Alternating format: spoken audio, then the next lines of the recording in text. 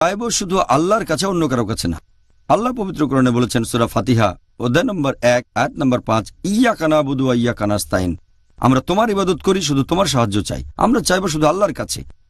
আল্লাহ বলেছেন সূরা গাফির অধ্যায় 40 আয়াত নম্বর 60, তোমরা আমাকে ডাকো, আমি তোমাদের ডাকে সাড়া দেব। আপনি আল্লাহ তাআলার কাছে যে কোনো কিছু চাইতে পারেন। হতে পারে ছোট কিছু জিনিস অথবা বড়, সমস্যা নেই। আপনি আল্লাহর কাছে যে কোনো জিনিস চাইতে পারেন। আর এছাড়াও আমরা আল্লাহ তাআলার কাছে কিছু চাইব বিনয়ের সাথে আর নম্রতার সাথে। এটা 3 নম্বর পয়েন্ট। 4 নম্বর পয়েন্ট, যখন আল্লাহর কাছে কিছু চাইব তখন আল্লাহর উপরে ভরসা করব যে ইনশাআল্লাহ আল্লাহ আমাদের দোয়া কবুল করবেন ইনশাআল্লাহ। 5 নম্বর, আমরা আল্লাহকে ডাকবো ভয়ের সাথে।